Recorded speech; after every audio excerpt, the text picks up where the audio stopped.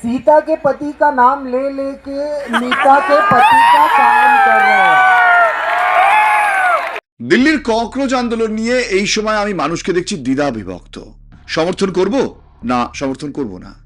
NEET পরীক্ষা কেলেঙ্কারি আমাদের ছেলেমেয়েদের জন্য ভীষণ ক্ষতি করেছে, কিন্তু যিনি অনশনে বসেছেন তিনি তো দেশের ক্ষতি চান। তার অনেক কাজ তো ভারতকে বিপদে ফেলে, এরকম যুক্তি তর্ক আমার কাছেও এসেছে। দেখুন, আমার একটা সহজ সরল উত্তর। আমরা জানি না আমরা আমাদের লাইফকে, আমাদের চিন্তা ভাবনাগুলোকে এত কমপ্লিকেটেড কেন করে তুলছি। নিট পরীক্ষা কেলেঙ্কারি দেশের হাজার হাজার যুবক যুবতীকে বিপদের মুখে ফেলেছে, যারা ভবিষ্যতের ডাক্তার। ডাক্তার এখনো সেন্সিটিভ একটা প্রফেশন, তাদের জীবন নষ্ট করে দিয়েছে। কত হাজার হাজার ছাত্রছাত্রী টাকা জড়ো করে পরীক্ষায় বসেছিল, তারা আত্মহত্যা করেছে। সুতরাং এই বিষয়ে ওয়াংচুক যখন অনশনে বসেছেন, তখন সোনাম ওয়াংচুককে আমরা কেন সমর্থন করব না? আমরা তো কেবলমাত্র সেই ইস্যুটাকে সমর্থন করছি। অন্যদিকে তার ষষ্ঠ তফসিল চাওয়া, এখানে তো সেই বিষয়টার কোনো মানেই নেই, এখানে তো সেই ইস্যুটাই নেই। আমি স্পষ্ট করে বলছি, তার ষষ্ঠ তফসিল চাওয়া এবং সেই ষষ্ঠ তফসিল চাওয়া যদি দেশের পক্ষে ক্ষতিকারক হয়, তাতে যদি চীন আর ওদিকে পাকিস্তান সুযোগ পায়, এরকম দাবি কখনোই সরকার মানবে না এবং মানেও নি। এবং তাকে আমিও সমর্থন জানাচ্ছি না। ইস্যুভিত্তিক সমর্থন করুন, সঠিকভাবে সঠিক বলতে শিখুন। অন্যদিকে একটা জিনিস আমরা দেখতে পাচ্ছি, কিছু আন্দোলনজীবী সো কল্ড সেকুলার, এই সো কল্ড সেকুলারদেরকে নিয়ে আমি আগেও বলেছি, তারা এখন মঞ্চ দখল করবার জন্য ঘুরে বেড়াচ্ছে। কারণ এত বছর ধরে তো তারা বিজেপির সাথে পেরে ওঠেনি, তাই এখন এটাই হাতিয়ার, এই মঞ্চ। আন্দোলন দখল করে নেওয়ার জন্য ঘুরে বেড়াচ্ছে, আর এর ফল হয় বিপজ্জনক। প্রকৃত আন্দোলনও হাইজ্যাক হয়, যেভাবে দিল্লির আন্দোলনকে আমরা দেখলাম। কুনাল কামরা, হিন্দু ধর্মকে টার্গেট করা তো খুব সহজ, কারণ হিন্দু ধর্ম অনেক উদার।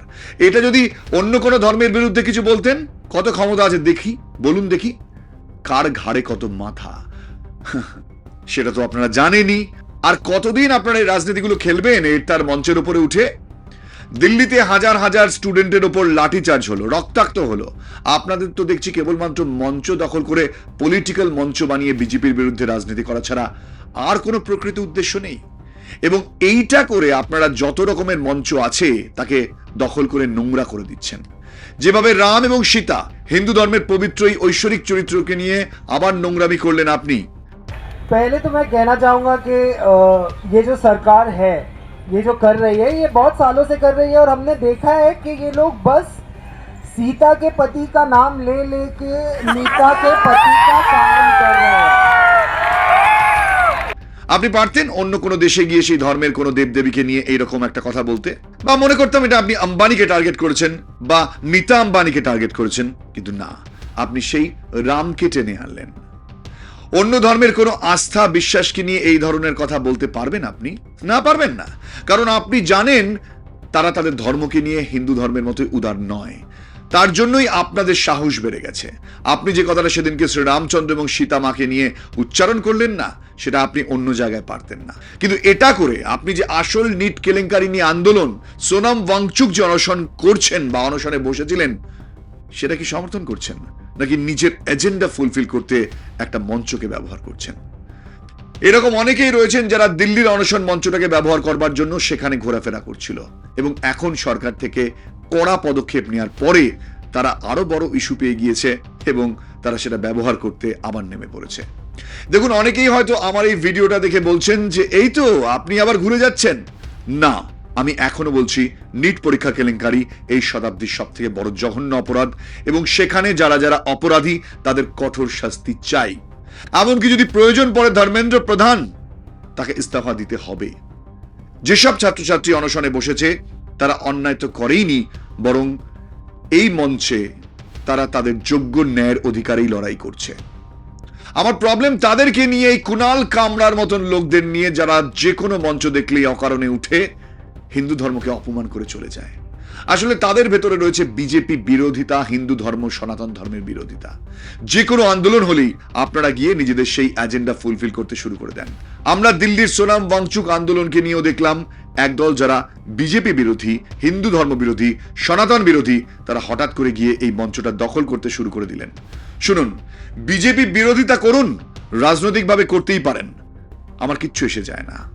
আপনি রাজনৈতিক বিরোধী মঞ্চে উঠে রাজনীতি করুন, বিজেপির বিরুদ্ধে অনেক কিছু বলার আছে, সেগুলো অবশ্যই বলবেন, কিন্তু সেখানে ধর্মকে টেনে এনে ধর্মকে অপমান করবেন না। শ্রী রামচন্দ্রের ভক্ত কিন্তু ভারতের হাজার হাজার লক্ষ লক্ষ সনাতন ধর্মাবলম্বীরা, সনাতন ধর্মপ্রেমী মানুষ। তাদের আস্থা বিশ্বাসকে অপমান করবার কোনো অধিকার আপনার নেই। শ্রীরাম শুধুমাত্র বিজেপির দেবতা নয়, শ্রীরাম শুধু মা সীতাকে, ভারতে যারা যারা হিন্দু ধর্ম, সনাতন ধর্ম এই আস্থা বিশ্বাস রাখে, তাদের প্রত্যেকের উপাস্য দেবতা। সুতরাং কুণাল কামরার মতন লোকেরা প্রতিটি আন্দোলনকে, প্রতিটা মাস মুভমেন্টকে এইভাবে কলুষিত করেন, কারণ তারা জানেন ভারতে দাঁড়িয়ে সনাতনকে অপমান করে পার পেয়ে যাওয়া যায়। আজকের ভিডিওর মাধ্যমে আমি আপনাদেরকে এটুকুই বলতে চাই, এই সমস্ত মানুষগুলোর থেকে সাবধানে থাকুন।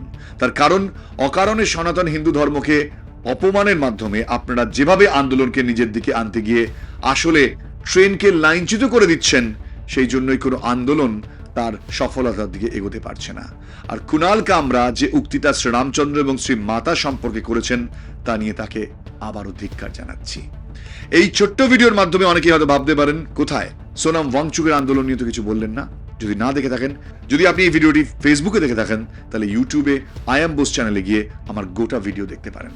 যাই হোক, এই ভিডিওটা যদি মনে হয় সত্যি আপনার মনের মতন ঠিক কথা বলছি, তাহলে এই চ্যানেলটিকে সাবস্ক্রাইব করবেন, পাশে রাখবেন, কমেন্টে আপনার গুরুত্বপূর্ণ মতামত জানাতে ভুলবেন না। আর অবশ্যই অবশ্যই এই চ্যানেলের সঙ্গে থাকবেন। আমরা রয়েছি সত্যের সঙ্গে, আপনারা কি রয়েছেন? জয় হিন্দ।